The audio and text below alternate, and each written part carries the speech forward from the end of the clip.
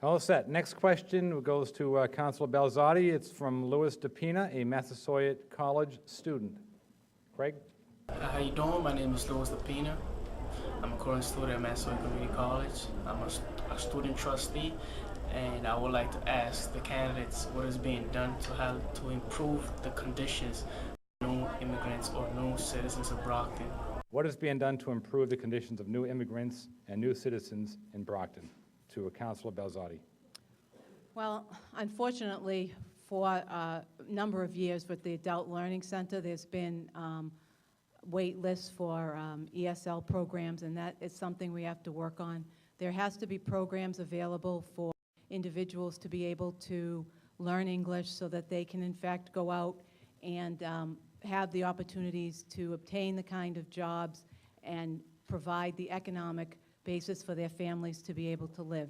There are a number of agencies throughout the community, the Cape Verdean Association, Latino organizations, all working to help transition the immigrant population into the community, but there's still much work that can be done. There are still numbers of individuals awaiting the opportunity to learn English and to be able to assimilate into the community. And I think that those are the things that we need to work on. Mr. Mayor. Well, I'll tell you some of the things that I've done. The first thing I did, one of the first things I did when I was elected, is I formed a neighborhood community advisory board.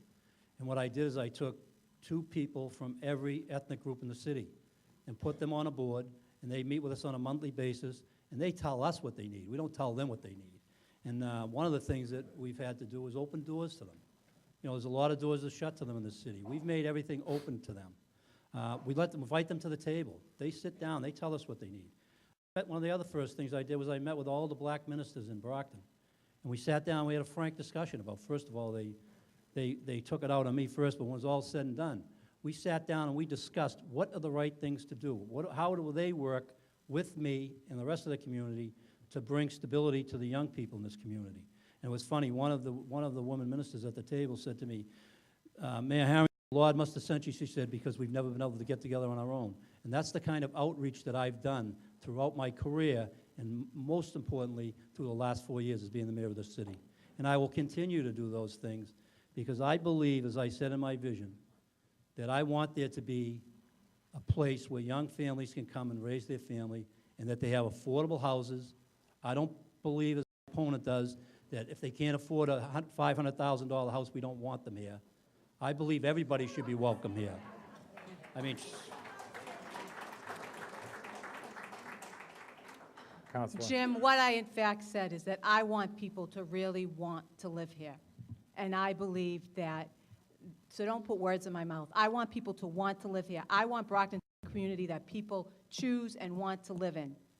And that's my focus. And just please let me finish. Yes, thank you.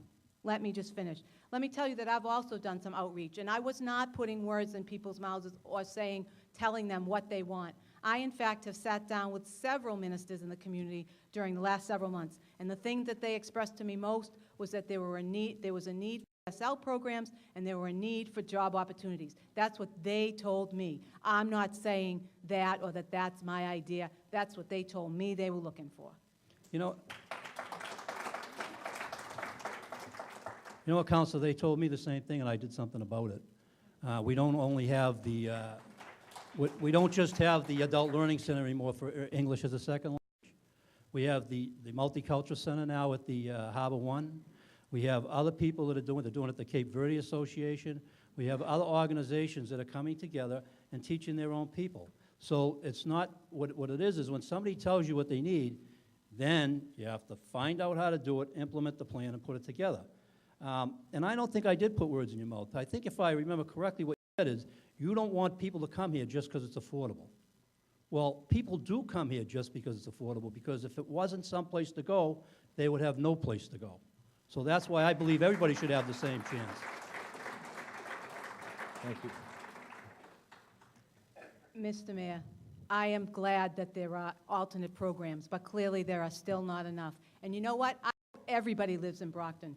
I hope everybody chooses to live in Brockton, because I've chosen to stay here and to be here my whole life, and my family's still here, and I think it's a great community. So everybody who's out there, who lives beyond the Brockton limits, come here. We want you to live here. We want you to come and make our community better.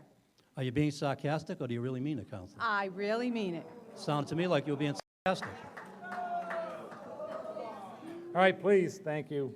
This is their time, not yours. Thank you.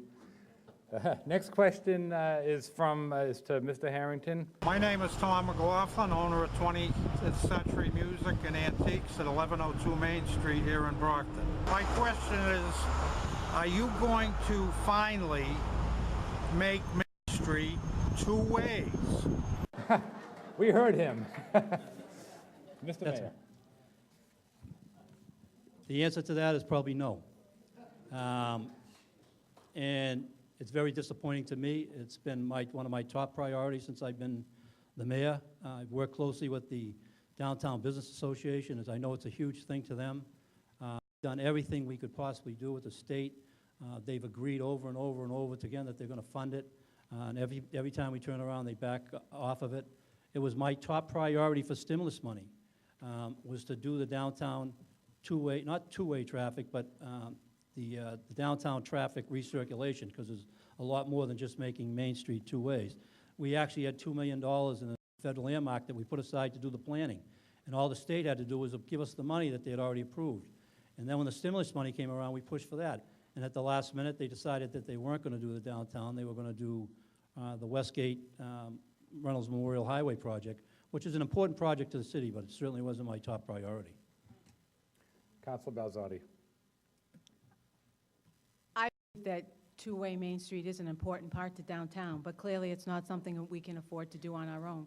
So until we can get a commitment from the state government and federal government to be able to fund that project, it's not a project that we can do. So what we need to do is just focus on the redevelopment of downtown as Main Street is the way it is, and just move forward and still continue to pursue the money necessary to try to return that street to two ways, because I think it is essential to do that. And it is a matter of the streets off of Main Street also have to be realigned. And there may be even additional issues that we don't even know about, because that always happens in road construction. There are always things that happen when you start a project. So we have to make sure that there's adequate in place before you take on a project like that. Thank you very much.